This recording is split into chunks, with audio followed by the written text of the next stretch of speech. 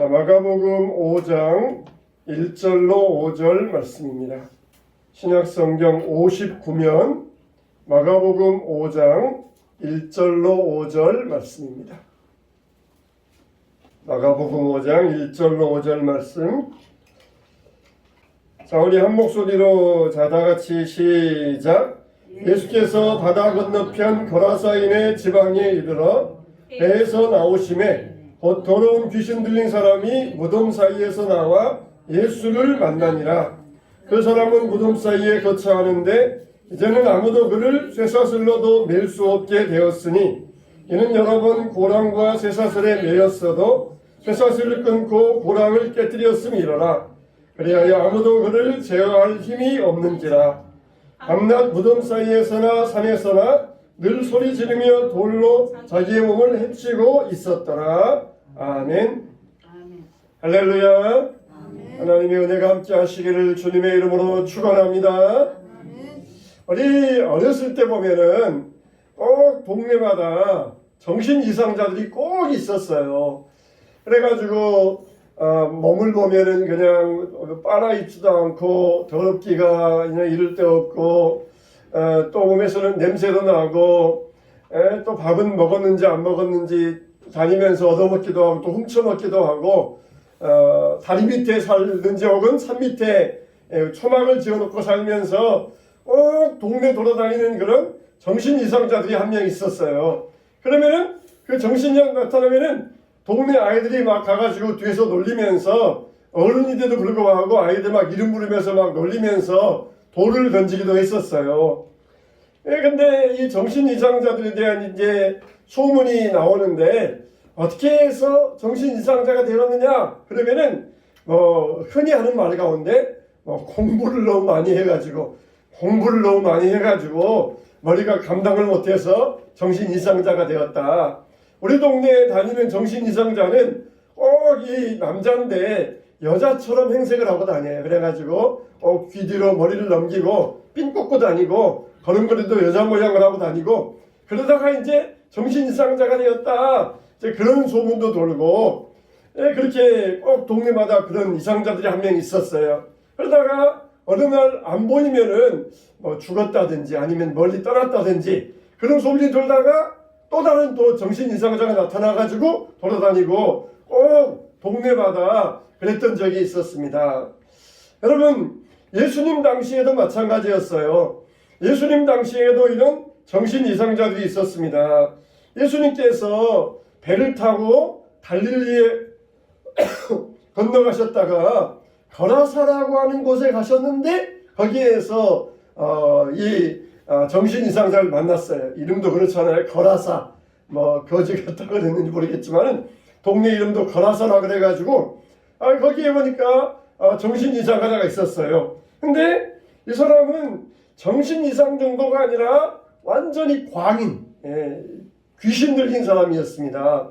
정신 이상자하고 귀신 들린 것은 다르잖아요. 이 정신 이상자와 귀신 들린 자의 차이점은 이 초인적인 힘이 있느냐 없느냐 거기에 차이점이 있어요.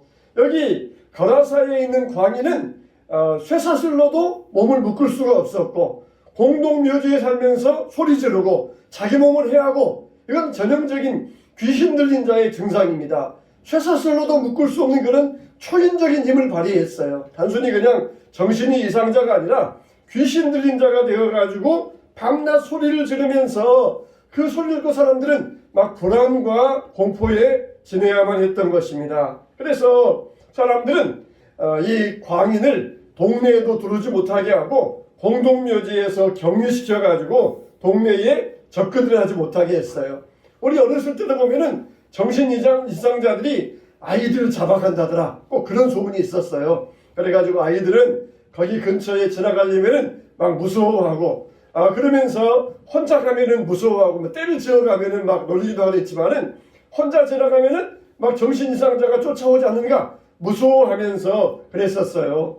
근데 이 광인도 귀신 들린 자도 공동묘지에 거하니까 사람들이 귀신 들린 사람을 멀리 떼어놓고 동네에 들어오지 못하게 했어요. 그런데 예수님께서 이 광인을 만나셨습니다. 이게 여러분 이게 복음이에요. 우리가 예수님을 만났다. 이게 복음입니다. 우리는 그냥 죄 가운데 살다가 지옥 가야 되는데 예수님이 우리를 찾아와 주셔가지고 우리를 만났다. 이게 복음이에요. 이게 진짜 복된 소식입니다. 이게 복된 소식이에요. 내가 예수님을 만나야 복음이 복음되는 거예요. 예수님이 어느 동네에 왔다더라. 그게 아니라 내가 예수님을 만나야 되는 거예요. 예수님을 만나야 되는 거. 정말로 이 광인에게는 얼마나 예수님이 찾아오셨다는 것이 기쁜 소식이고 복된 소식이었겠습니까? 근데 이 광인은 처음에는 그걸 몰랐어요. 그래가지고 예수님이 오자 예수님을 알아봅니다. 이 귀신 들린 사람이 예수님을 알아봐요. 그러면서 뭐라 그러니까 지극히 높으신 하나님의 아들 예수여, 나를 멸하러 오셨나이까? 나와 당신이 무슨 상관이 있나이까? 그러면서 예수님을 알아보고 소리를 질렀던 것이에요. 일반 사람들은 예수님을 몰라보는데 정말 귀신이라 귀신같이 예수님을 알아보고 하나님의 아들 예수여, 내가 무슨 상관이 있길래 나를 멸하러 오셨나이까? 그러면서 막 울부짖으면서 외쳤던 것입니다. 야고보서에 보면은 귀신들도 예수님을 알아보고 두려워 떤다 그랬어요. 근데 예수님을 알아보았다 그래서 그게 믿음이 아닙니다. 그건 그냥 머리의 지식일 뿐이에요. 지식일 뿐이에요. 정말 예수님을 믿고 순종하고 예수님을 닮아가야 그게 정말 예수님의 제자 되고 자녀 되는 것이지, 예수님을 알아본다 그래서 그게 믿음이 아니에요. 귀신들은 예수님이 하나님의 아들이신지 정확히 압니다. 정확히 알아요. 그러나 예수님을 믿을 수가 없어요. 예수님을 믿지 못합니다. 그런데 우리는 어떻습니까? 예수님을 알아보게 되었고, 예수님을 믿게 되었고, 예수님을 영접하게 되었고, 예수님을 순종하며 따라가게 되었다는 것입니다. 이게 복된 소식, 이게 복된 일이에요. 처음에는 이 귀신 들린 자도 예수님을 알아보긴 했지만 예수님을 두려워했어요. 예수님을 자기에게서 떠나라고 그러면서 예수님에게 반발했습니다. 그러자 예수님께서 귀신 들린 자에게 내 이름이 무엇이냐? 그렇게 물어보시잖아요. 아무도 사람들은 이 사람의 이름을, 광인의 이름을 물어보지 않았어요. 관심이 없었어요. 근데 예수님이 오셔가지고 이 사람에게 내 이름이 무엇이냐? 그렇게 물어보셨던 것이에요. 근데 이 사람이 뭐라고 대답합니까? 나는 군대입니다. 그래요. 군대입니다. 그 당시에 군대라 그러면은 한 단위가 6,000명 정도 돼요. 6,000명 정도. 대대급이나 연대급 때는 6,000명 정도입니다. 그러니까 내 이름은 군대입니다. 그 말은 그 안에 귀신이 그렇게 많이 들어가 있다는 거예요. 참 이 안에, 사람 안에 귀신이 6,000개 이상이 들어갈 수 있다는 거, 정말 이건 놀라운 일이잖아요. 놀라운 일. 귀신이 하나만 들어도 이게 정말 미칠 노릇인데 6,000이 그 안에 들어가지고 역사하니까 얼마나 괴로웠겠어요. 얼마나 괴로웠겠어요. 귀신의 무리, 그러니까 완전히 귀신의 세력에 붙들려 있는 상태, 이게 이 사람의 상태였어요. 그래가지고 귀신에게 억압받으면서 남에게 해만 끼치는 존재, 이게 이 사람의 상태였었어요. 정말 우리 안에 누가 들어있느냐에 따라서 우리는 결정이 됩니다. 내 안에 귀신이 들어있으면은 귀신을 따라서 더럽고 죄악된 생활을 할 수밖에 없어요. 그러나 내 안에 성령님이 계시면은 나는 은혜의 생활을 할 수 있고 복될 수 있고 구원을 받게 됩니다. 아멘. 할렐루야. 아멘. 여러분이 누구와 함께 사느냐에 따라서 내가 결정되는 것이에요. 그래서 예수님이 이 사람에게 내가 누구냐 물어보셨고 나는 귀신입니다. 그렇게 이 사람은 고백할 때에 정말 완전히 귀신의 악한 힘에 이 사람은 완전히 눌림을 받고 정복당한 상태에서 막강한 귀신의 힘으로 살고 있었던 것입니다. 그래서 예수님께서 당장 이 사람에게서 나오라. 그러니까 이 사람에게서 나왔던 귀신이 돼지떼 2,000마리에 들어가가지고 그 돼지들이 언덕길을 내달아가지고 호수에 들어가서 빠져 죽었더라 그랬습니다. 돼지 2,000마리가 호수에 들어가서 몰살하고 말았던 것이에요.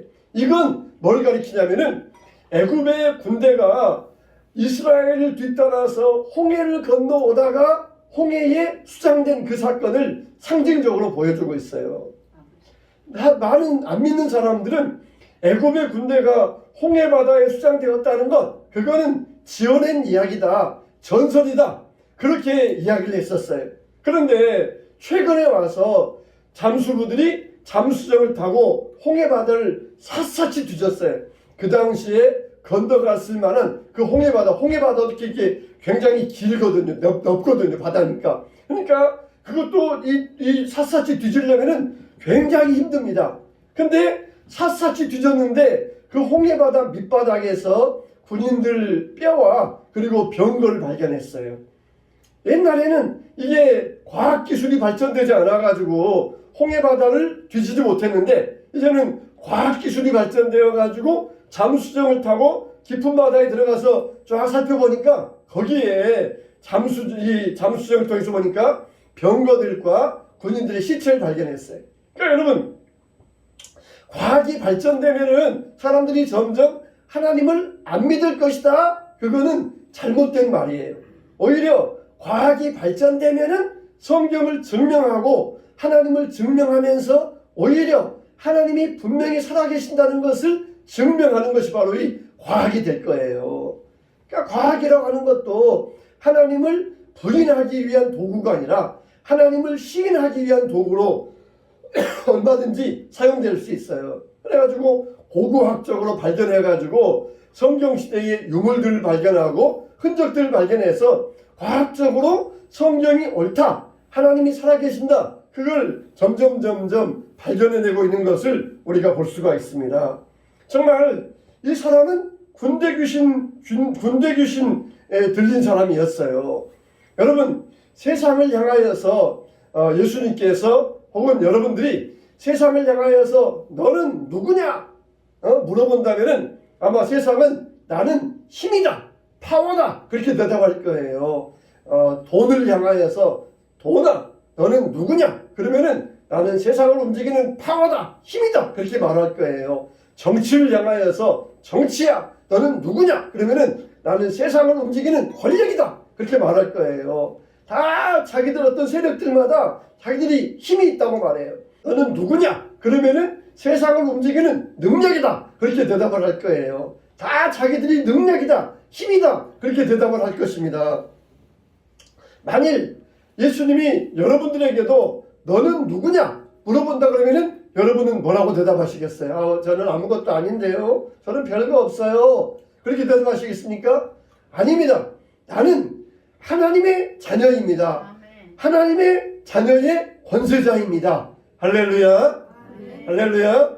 나는 하나님의 자녀의 권세를 가지고 있습니다. 이걸 우리가 이렇게 분명히 알아야 돼. 나 아무것도 아니에요, 그냥 귀신이 와가지고 왕 그러면은 아이고 무서워 그러면서 도망가지 말고 나는 하나님의 자녀의 권세를 가졌다, 권능을 가졌다, 사탄아 물러가라, 이렇게 우리가 외칠 수 있어야 돼요.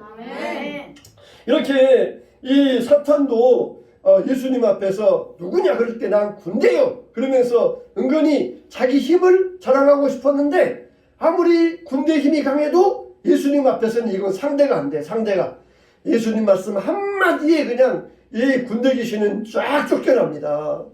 예수님 앞에서 나는 군대다 그러면서 힘을 자랑하고 싶었는데 예수님이 한마디 하시니까 이건 꼼짝도 못하는 거예요. 세상의 정치 권력, 세상의 돈의 권력, 이것들도 마찬가지예요. 나는 힘이다 그러지만은 예수님이 한마디 하시면 이것들은 꼼짝도 못할 거예요. 꼼짝도 못하는. 그러면서 세상의 왕과 정치인과 장관들이 예수님 오실 때 산하 바위야 우리 위에 무너져라 그러면서 예수님의 전능자의 얼굴에서 우리를 가리워져라 그러면서 이렇게 막 울부짖는다는 것이에요. 세상에서는 내가 권력자다 그랬는데 예수님이 딱 오시니까 얼마나 초라해지는지, 차라리 바위가 나를 덮어줘 가지고 내가 예수님의 얼굴을 안 봤으면 좋겠다, 그렇게 불쌍한 소리를 한다는 것이에요. 세상의 힘이 아무리 강해도 예수님 앞에서는 아무런 힘이 안 되는 아무런 상대가 안 되는 그런 존재가 될 것입니다. 정말 예수님이 너는 누구냐 물어보실 때 아마 사람들은 단순히 나는 뭐 게임에 미치고 나는 도박에 미치고 나는 마약에 미치고 나는 돈에 미친 자다 그렇게 말하는지 모르지만 실상은 귀신 들렸다는 거예요. 실상은 귀신 들렸다는 거예요. 귀신의 힘에 붙잡혀가지고 그 귀신의 응에 의하여서 살아가는 존재들이 바로 사람들이라는 것이에요. 우리는 정말 이런 것에 미쳐서는 안 됩니다. 그걸 통하여서 귀신이 그 사람을 완전히 사로잡아 버리는 것이에요. 그런데 예수님이 이 땅에 오신 목적 중에 하나가 뭡니까? 귀신의 일을 파하기 위해서 오셨다는 것이에요. 귀신의 일을 물리치기 위해서 오셨다는 거예요. 그래서 성경에 보면은 예수님이 귀신 들린 자를 쫓아내는 일들이 많이 나옵니다. 예수님은 베드로 속에 있는 귀신도 알아보셨어요. 그래서 예수 믿는다고 하면서 나는 절대로 귀신이 틈타지 못할 것이다. 그런 것은 잘못된 생각이에요. 베드로는 예수님 옆에 따라갔지만은 그 예수님 옆에 있는 베드로에게도 귀신이 틈탔다.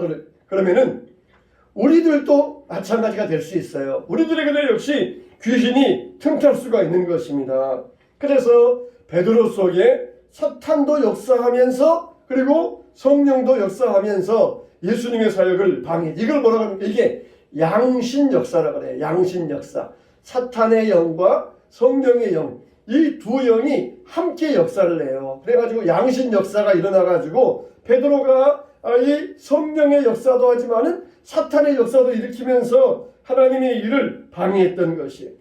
이렇게 사람들은 무언가에 사로잡혀가지고 움직이고 있습니다. 사탄은 어떻다 그래요? 우는 사자와 같이 두루다니며 삼킬 자를 찾는다 그랬어요. 그러니까 여러분 사탄은 지금도 우리 몸을 차지하기 위해서 각축을 벌입니다. 성령님도 우리 몸에 들어오시고 우리를 지배하시기 위하여서 싸움을 싸우셔요. 그러니까 우리 몸은 성령님과 사탄의 각축장이에요. 성령이 내 몸에 들어오셔서 나와 함께 하시느냐 아니면 사탄이 내 몸을 지배하느냐 거기에 따라서 내가 성령의 사람 될 수 있고 귀신의 사람이 될 수가 있는 것이에요. 그래서 지금도 사탄은 계속해서 우리 안에서 성령님과 각축을 벌이고 있어요. 누가 우리 몸을 지배할 수 있느냐. 그럴 때 우리는 어떻게 해야 돼요? 우리는 사탄에게 내 몸을 내어주지 말고 성령님께 드려야 됩니다. 아멘. 할렐루야. 아멘. 신령한 일을 힘써야 돼요. 예배드리기를 힘써야 되고 주일이면은 차나 무슨 일이 있어도 예배하는 일을 힘써야 되고 매일마다 적어도 5분 이상씩 기도하고 성경 읽고 그러면서 나를 성령님께 드리는 일에 힘쓸 수 있어야 돼요. 그렇지 않으면은 사탄에게 지고 말아요. 사탄에게 지고 말아요. 그래서 거라사 광인이 예수님을 만났을 때 변화가 일어났던 것처럼 우리들도 역시 예수님을 만날 때 새 변화가 일어나게 되어 있습니다. 무엇이든지 우리가 예수님 앞에 우리 자신을 내어놓아야 돼요. 그러면은 예수님이 변화시켜 주셔요. 예수님께 어땠습니까? 물을 드렸더니 물을 포도주로 변화시켜요. 예수님께 오병이어 드렸더니 그 오병이어를 5,000명이 먹을 떡으로 변화시켜 드려요. 마찬가지로 예수님께 병자를 드렸더니 병자를 예수님께서 건강한 사람 만들어 놓으셔요. 예수님께 죽은 야이로의 딸을 드렸더니 예수님께서 야이로의 딸을 살려버리십니다. 이렇게 예수님께 보여드리기만 하면은 예수님은 다 변화시켜 놓으셔요. 다 바꿔 놓으셔요. 사마리아 성의 여자, 수가성의 여자, 남편을 5이나 데리고 있었던 이 팔자 나쁜 여자, 예수님을 만났더니 이 여인이 새 사람으로 바뀌어졌어요. 그렇게 우리는 무엇이든지 예수님께 내어드려야 됩니다. 내 인생도 내어드려야 돼요. 내 자녀도 내어드려야 됩니다. 내 물질도 내어드려야 돼요. 그러니까 예수님은 우리 정신의 문제, 육체의 문제, 그리고 마을 죽음의 문제 이것까지도 다 해결된다는 것을 예수님은 우리에게 보여주고 있습니다. 무엇이든지 예수님께 드리면은 가치 없는 것을 가치 있는 것으로 바꿔놓으세요.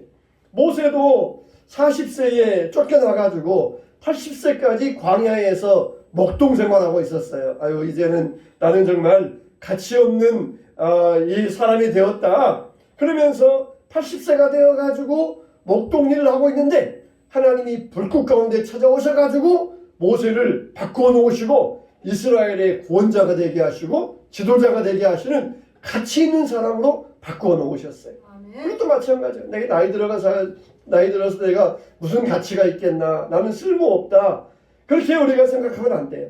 나를 주님 앞에 드리면은 주님은 나를 가치 있는 사람으로 변화시켜 주셔요. 시므온과 안나가 성전에 있으면서 예수님 만날 날 고대했습니다. 이미 과부된 지 84년이라 그랬어요. 그러니까 결혼해서 살다가 84년 됐으니까 나이가 얼마나 많겠어요.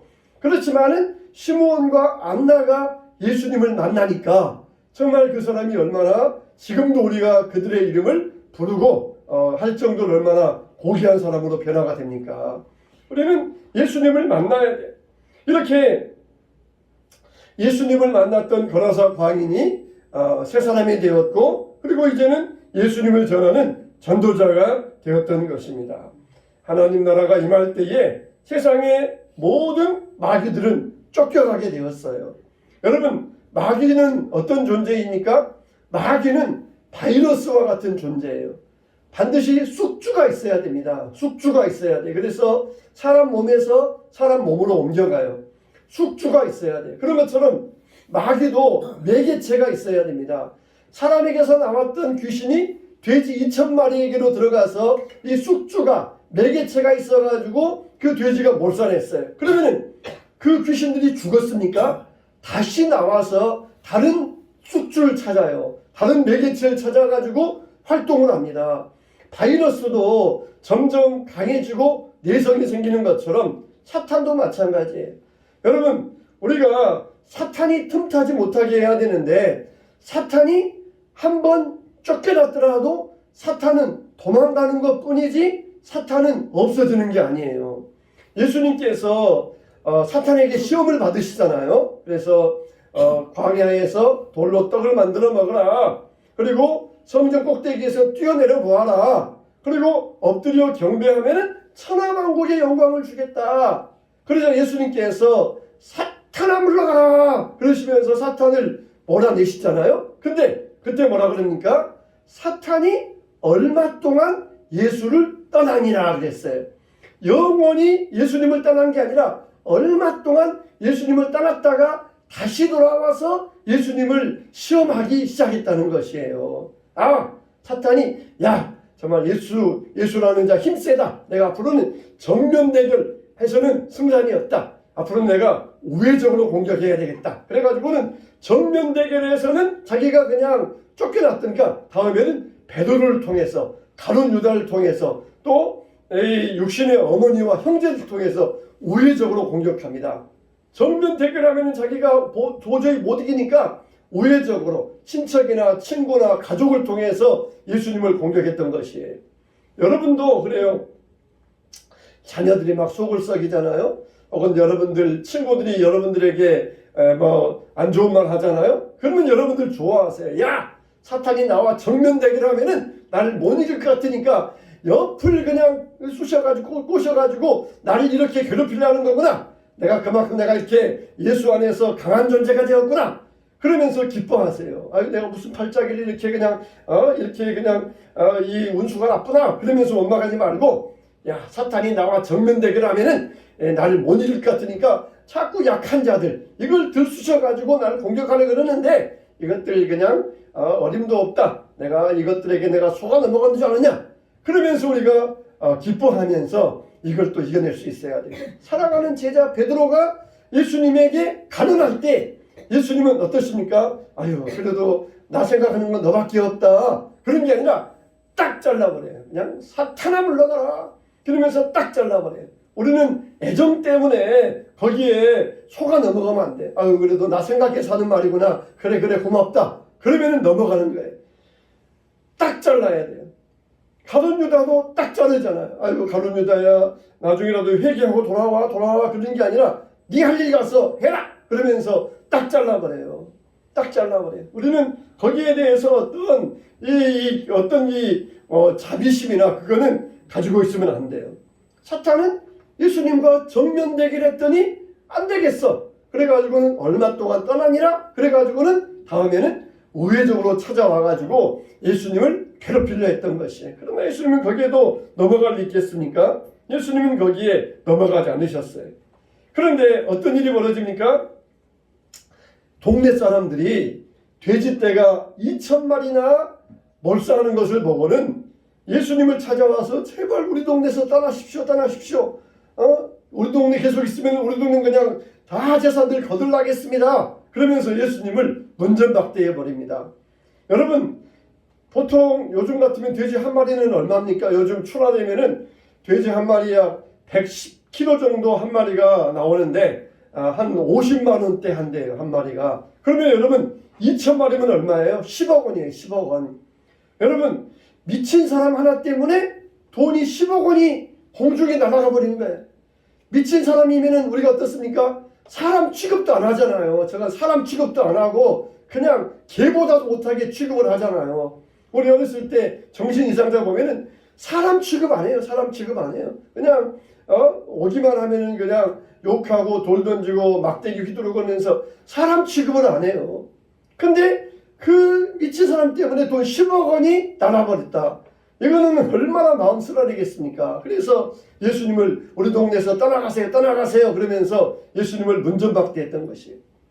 얼마나 참이 예수님은 한 영혼을 천하보다 귀하게 여기는데 사람들은 오직 돈의 가치, 돈밖에 눈이 없어요. 돈이 얼마냐? 돈이 얼만데? 그러면서 돈밖에 눈에 안 보였던 것이에요. 이게 이 사람들의 참이 잘못이었어요. 예수님이 계시면 얼마나 그 동네에 유익을 많이 끼쳐줬겠어요. 병자들도 고쳐주고 어린아이들도 다 기도해주고 그러면 얼마나 그 동네가 축복을 받았겠습니까? 근데 당장 눈앞에 있는 돈, 거기에 계산해 보니까 사람 취급도 못하는 미친 사람 때문에 10억 원이 날아갔으니까 이거는 돈 때문에 축복을 이 발로 걷어차버렸던 것이에요. 정말 예수님은 정말 저들의 완악한 마음을 보셨던 것입니다. 그래서 귀신 들렸던 사람이 예수님 따라가겠습니다 했더니 아니다. 나는 이 동네에 살 일이 있다. 나는 쫓겨가지만은 네가 이 동네에 머물러 있으면서 네가 경험한 일을 전해라. 가족에게 가서 네가 경험한 일을 전하라. 예수님은 쫓겨가니까 그들에게 복음 못 전하니까 네가 여기 계속 남아있으면서 네가 경험한 일을 가족에게 전하고 하나님의 일을 전파해라. 그러면서 이 거라사 광인에게 사명을 주셨던 것이, 하나님은 지금 우리에게도 이런 사명을 주십니다. 하나님 만났습니까? 그러면 이제는 가족에게 돌아가서 어떻게 치유를 받았는가? 그걸 전해야 된다는 것이에요. 집으로 돌아가 주께서 내게 어떻게 큰일을 행하사 너를 불쌍히 여기신 것을 내 가족에게 알리라. 그렇게 예수님께서 하셨어요. 전에는 미치광이었어요. 근데 이제는 전도자가 된 것입니다.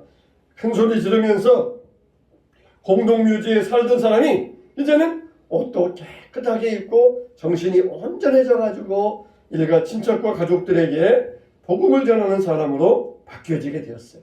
우리도 이런 사람으로 변화가 되어야 됩니다.